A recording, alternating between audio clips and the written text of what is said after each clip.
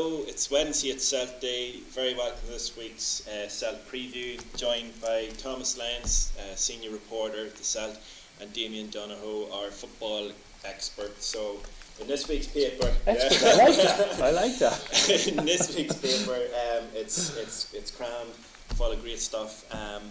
The main front page stories: armed support unit set for Cavan. We also have the latest in the hole in the wall gang robbed the ATM that was in King's Court on early hours of Sunday morning. Tom's going to chat to us about locals blast new quarry plans for Mullahoran, and we might have a chat over a story I wrote myself about over 12.4 million is spent every year on 2017 on Lotto by Cavan people. And in sport, I think it's going to be dominated by a preview of Cavan beating Monaghan. So we'll see how they get on. But just to talk us through the Mullahoran story there, Thomas, you were over this one today, or this week, sorry. It's a bit of a surprise. Like the photo, I think, might be a little bit misleading. Damien knows the quarry well, don't you? Yeah. It's more to the right. I don't know. Yeah. You've got the image up on the screen, so. It's over to the right, and where looks to be a quarry there is that now the car park? It's this car park at the back of the church. This part of the car park, isn't it? It's just directly behind it is the car park, and then so as you're looking to the church, the quarry's up to the right hand side. Yeah, this is actually a cropped image. The actual image is much bigger, and it gives a greater view of the amount of work that was going on behind the church. This is it from 1984. It closed in the mid to late 80s, and since then has been lying idle. There was an application in 1999 for a renewal of a quarry, but because of the objections of local people, that was withdrawn. And was that the previous operators? That was, no, it was the people who own it had given it to another company who made an application in relation to it, but they withdrew that application. But it's the previous owners, I believe, who are now putting this application in. Okay. And what's the response on the ground? Well, because of what was taking place in the 1980s, people who are in close proximity have reservations, naturally enough. If there's going to be quarrying, it's going to be a certain type of work, particularly in relation to it. It describes it as I'm just modern blasting and hammering techniques. Now, if you're living 500 metres away from something that's going to be employing modern blasting and hammering techniques, of course you're going to have reservations. Now, the firm the chartered engineers who are overseeing the application said that, you know, it's not the same as what went before. What they're saying is that they comply with all environmentally sustainable manners. Okay. They describe it as rather in an environmentally sustainable manner. So if you got like a funeral going on in the church, well, presumably, I don't know if you're familiar with quarrying. It's not constant. It's not. You're not constantly blowing things up. It's the explosion takes place, and then there's working on the quarrying. But it's very planned out explosion. So I remember I went to primary school in Killorgan, and Nulty's had a quarry. It was probably over a kilometre away, but we'd get notification into the school that, look, at 11:30 there's going to be an explosion. And everyone under the desk. We were going, what's new? We live near the border. It's but that was it. And that was over a kilometre away. But you could hear the bangs. You know, you could now. But surely that's where the hammering comes in. You've got the bang. Do you not then hammer for? Yeah, the hammering wouldn't be. Yeah, but it wouldn't be nearly as loud. I presume people very, very close would hear the hammering, but I wouldn't imagine that it would get to the level that would be around. So I'm presuming, again, I know nothing about quarrying, but you basically put in the dynamite, you blow out as much as you can, and then you deal with what you've blown out. Yeah. Rather than, you know, hammering away at the ground. Yeah. So the explosion may affect the environs around it, as in a vibration and sound, but I don't think that the hammering would as much. I don't know. I have no idea. Yeah, and part of the application is an associated mobile processing plant, and that I presume that mobile processing plant is what does the hammering. that changes the larger rocks into the processed material. Yeah. Okay, and so what stage are we at of the application? This is the application has just gone in, so they're looking. The council say that the application is due to be processed by April 16th next. Okay. So obviously there's a while whereby people will get their opportunity to put in their submissions in relation to it, like how they feel about it, and that's the planning process. Okay, and the upside, is there scope for jobs or? Oh, one would presume so, yes. Yeah. Okay. Well, in page 7 of this week's SAD, I've been trying to get information. I've been trying to, well, I have. Well, I've been trying to secure information from the National Lottery about how much money Cavan people spend on the lottery, but they refuse to tell us, and there's different aspects to it of trying to get information on how much was spent on the actual lottery tickets, on scratch cards, and on what they call virtuals, which is online scratch cards, which to my mind, because you can't scratch them, it's effectively a fruit machine, or to that calibre of game. It's and you can spend up to like €20 per go on that. But they've refused point blank to give us so instead of just having lotteries purely good news supporting good causes, I wanted a more holistic picture of what is this actually all about, and it's in light of there's a report done by the Ministers of State for Health Promotion and who is Catherine Byrne, and she says that lottery tickets and scratch cards are the most common form of gambling, so people sort of have an out perception of lottery as sort of a harmless, akin to bingo basically. Or even in fairness, they've marketed it so well that it's nearly almost a charity. Aye. It's given this idea that it's a charity. Yeah. Like there's an ad there about some guy who's bought an island for Ireland. Like, what is that ad about? It's insane. They've never priced an island. You know, I've been pricing islands lately. You wouldn't buy one in Locker for that. Well, if you won the Euro Millions, one would presume that it wouldn't be beyond the bounds of possibility. Well, but you wouldn't have a lot left. Yeah. You wouldn't have a lot left. Like, if you won 100 million and you went to buy one of them islands, I tell you what, you wouldn't run it for too long. After hitting the brick wall for quite a while, discovered in their 2017 figures, and the basis of that, they revealed that that Cavan people generated 3.7 or thereabout million for good causes. Now, I was asking how much of that money raised for good causes stays in Cavan, it goes to good causes in Cavan. And in fairness to the National Lottery, they said, look, maybe a source from the National Lottery, because I think it's off the record, told me, like, they don't actually have that detail because, that money's given to the department, or given to various departments, and then they allocate it. So you'd hope that we get some portion of that at least, and we know that we do. Silver, King's Court Silver Band, wasn't it? Brass band, did well. Yeah. So effectively, we did the calculations, because if 30 cent from every euro goes into good causes, then roughly 30 cent, then at least 12.4 million was spent by Cavan people in 2017 on the lottery, and that to me is a different picture of the sort of harmless, easy, fun perception of the lottery. Wanting to kill the dream. Yeah. Everybody, look, people. But what do you think? Is that figure a lot to your mind, like, or 12 million in a year gambling, and let's face it, you may as well be throwing the money in the ground if you're a pragmatist, Yeah. But if you're buying a dream, I mean, that's what it is. That's it. I'm just trying to work out. So roughly 60,000 people in Cavan. 60. I've got the figure here. In the 2016 census, there were. We say roughly 60,000 people. Yeah. That's €200 per person. 224 per person. Per year. If you exclude minors, because they can't do it. All right. Theory. Aye, minors as an under 18, not the ones that are going to be blasted in Mullahoran.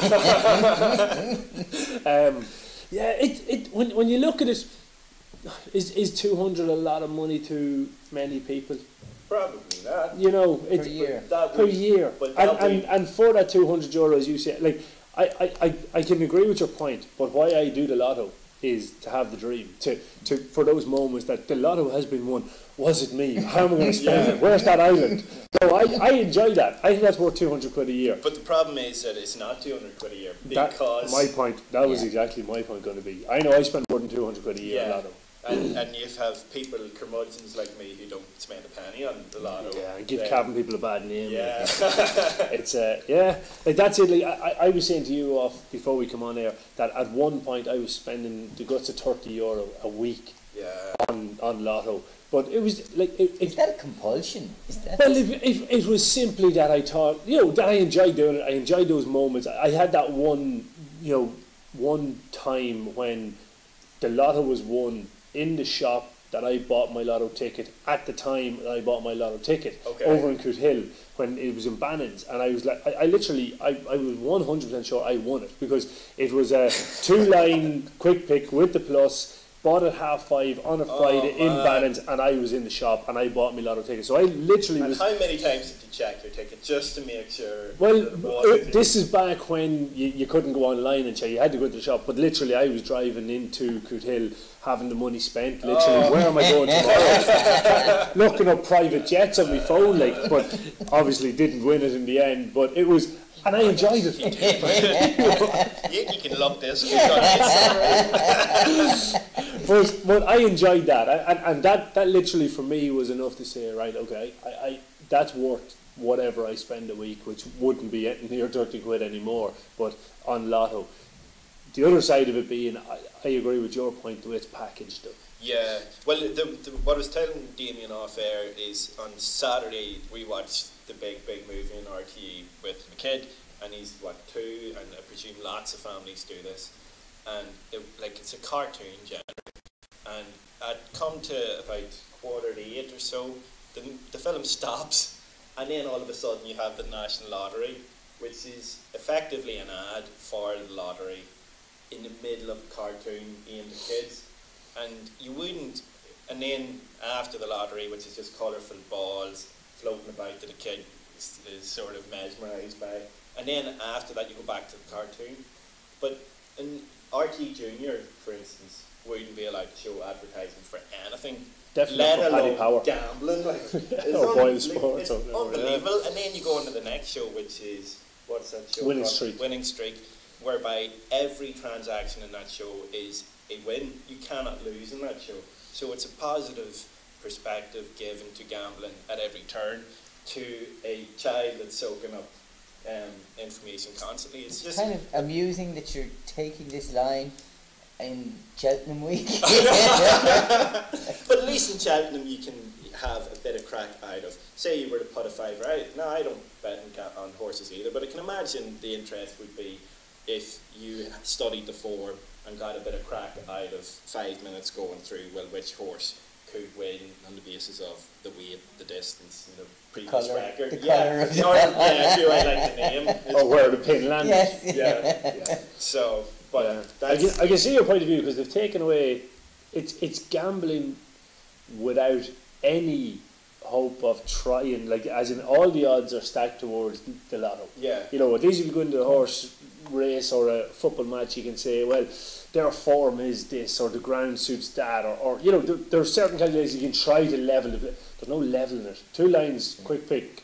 with the plus. And it doesn't give you a better chance. It's the least romantic transaction. It is. I have to agree with you. The scratch cards probably are even more sinister because they are the instant payoff, and you will see people on days of state payments, people going in and spending a lot of money and just scratching that money away. There and then, yeah. Okay, so let's move on to happier chat of Cavan Monaghan. We're happier because it hasn't happened yet. So what odds do you give Cavan? Are they favourites? No, they're definitely not favourites. Come on, Monaghan's been on a losing streak. Cavan's but you're only as good as your last performance, and Cavan's last performance, the second half against Tyrone, was pretty dour. But they were a man down. They were a man down, yeah. All that considered, it's against still a top tier team. All the teams are top tier that we're going to play this year. In the league, they're all top tier. So you can't pull that out. We expect ourselves to be top tier. So that has to be taken back in. Monaghan's performance against Tyrone or against Kerry down in Kerry was good for probably 50-55 minutes, and then they fell away. But for me, Kerry's a better team than Tyrone, and Monaghan performed better for longer against a better team than Cavan did. The only thing is that there's nothing between the sides. Cavan and Monaghan never have anything between them. When Monaghan are better, they're better by a point or two. When Cavan are better, they're better by a point or two. It's never much between it. So in those tight games, there's always opportunity, and you'd hope that Cavan can get it. In fairness, it does go heavy on it this week in the Celt. Paul has Dick Clerkin, Stephen King, preview from myself, preview from Michael Hannon, so it's all about, it's the biggest derby in Cavan football. Has there ever been a good game, Cavan Monaghan? It's been a while since we beat them, so I can't think of one. Yeah, and they played you. How come they played you in Enniskeane last time, didn't they? And now they're playing you in the big Castleblaney. No, it was Enniskeane. No, it was Castleblaney. Was it? Yeah, 100%. I was commentating on it. It was in Castleblaney. It was bitterly cold. It was Midlenan's second game. It was a draw. He said after the game, it was 8 points apiece, I think, and he said after the game it was fabulous, it was wonderful. And whereas Malachy O'Rourke was kind of like, well, no, it wasn't really a great game at all. So look, it was in Castleblaney. I don't know why they're going to Clonus. I think that they give, as in Monaghan at the start of the year, say, well, look, we're going to have round 1, 2 and 3 or 4 maybe of our home games. They're going to be in either Enniskeane or Castleblaney or wherever the case will be. But as they get closer to the championship, they want Clonus. Okay. And is the first round of the Ulster Championship in Clonus? No, it's in Kingspan Breffni. Okay. Yeah. So what about Cavan? Just in terms of the amount of people who would travel to it, do you think Clonus would be a better option? Oh yeah. Definitely. And the weekend it's in it. Now, the only baffling thing for me is that, and this may only affect me and some parents, but at 12 o'clock the Cavan under 17s play Donegal and Ballybough, and at 2 o'clock the under 16s play Donegal and Ballybough, and Cavan seniors are on at 2 o'clock in Clonus. It clashes completely. So now, look, it's not going to affect a huge amount of people, but on a bank holiday weekend, I'd have loved to see the under 16s, the under 17s, and the seniors. But look, such is the organisation of fixtures, or I don't know who comes up with these, but it's a shame. Here, tell us, Damien, what's the decisive point for this match? Like, who's going to be the kingmakers here? Where's it going to be on? The back page, I don't have the image of it, but the back page and the kingmakers, it's full of puns, this review, between blasts by the quarry and the hole in the wall gang. I love it. The kingmaker, Stephen King, he's in it. I think, look, the winning and losing of the game is going to come from the full forward line, full back line on both sides. For me, when I was looking at it, Conor McManus, obviously, you have to stop him. Pádraig Faulkner done brilliantly that day in Castleblaney. He was outstanding on him. Now, I'm trying to think of the following championship. I don't think Pádraig Faulkner picked them up, which was a couple of months later. For some reason, I can't remember. Now, maybe I'm wrong on that. But I think Faulkner, on his day, has the measure of Conor McManus. At the other end, Drew Wiley is having a stinker. And I go through it in the article, but in the last 2 games he's got an absolute run around from 2 very different type of players. So I think there's opportunity to get at Monaghan's full-back line. Yeah, but Kerry, like the Cavan full-back struggled against O'Shea as well. Well, this was Tommy Walsh. Tommy Walsh, no, he got Hercules to take him on. Yeah, but again, but it's the different type. So Tommy Walsh is your Hercules, your big, strong man. He won high balls and he won attacking marks were coming running out. Then you had Peter Hart, who came out the field, not a big strong man, very mobile, very intelligent. He took him for a run around. So how did Peter Hart do against Cavan? Very well. Very well. Okay. We could close that argument too, but I personally think if I was looking at Monaghan, I'm saying Drew Wiley is there to be got at, I think personally. But do you not think that maybe because of those 2 performances that he didn't, his talent didn't just slip away? No, but it's been on the wane since Conor Harrison took him for the cleaners in the athletic grounds. in the summer of, was it 17? He hasn't recovered his form since that, and it's never been consistent. He had some performances that were back up, but he was never as consistent as he was before that. Before that, he was up on the best fullback or close to the best fullback in the country. Yeah, but he's very intimidating. Very much a physical sort of player. But then, you need to have the athletic prowess to continue with that. And I don't know if he still has it anymore. I don't know if something happened to him. I know on the way to that game in Armagh against Down, he was in a car crash, went off and played the game anyway. I just wonder, did something happen there? But for me, he's not the player he was, and I think that Cavan should be exploiting that or trying to exploit that. But it'll all come down to a big thing for Cavan is at the minute. Now, Mickey Graham states, I think, in the paper that Gerard McKiernan isn't near ready to go. I'd take that with a pinch of salt. I personally think that we'll see Gerard at some stage in this game, because he's due to be back by the end of the league. The end of the league is now. Yeah. We've 10 days left in it. So. And where would you put him? Full forward? Everywhere. Play 15 Geroads if we can. No, probably. He just wouldn't be fit. He's not last the whole game. Yeah, but he could be your target man. Yeah, he could, he definitely won't last your whole game, but he could be your target man. He could be your centre forward. I'd keep him in the forward line somewhere. Keep him up there for scores and keep him up there for ball winning and see. But either way, regardless of where he plays, he's going to be a huge addition because Monaghan's attention is turned to Geroad going on the field, and that'll help Cavan's chances. So Cavan, while Monaghan have all players available or had against Kerry, Cavan are starting to gradually come back. Jerry Smith has got more game time. Gerard McKiernan looks like he'll be not too far away, hopefully. Cavan O'Reilly probably won't make the league, but again, coming back. So Cavan are getting stronger coming at the right time of the year. Just look, they need a win here, and they can have no excuses after. Okay, 9-8 win. Be lovely. I'd take an Abbey St Pat's Mullahoran win. A 2-1 would do me, so it would. I'd take anything at this point. Okay.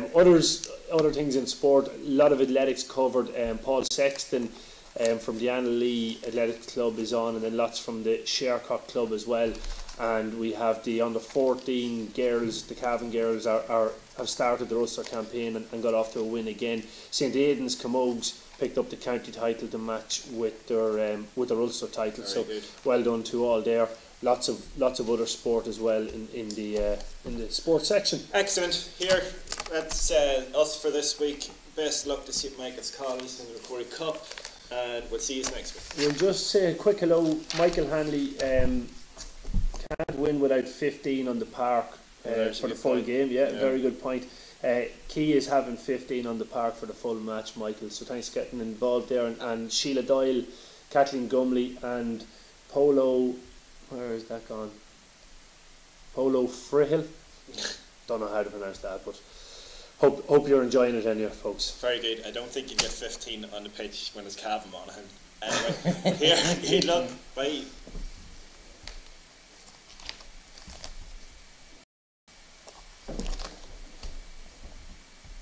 Perfect. Right. Cheers. Danny, cheers, lads. Thank you. God, I must have cheated to figure out for the population. This is well you see if we there for the 69. I could have been still looking through the article for the population.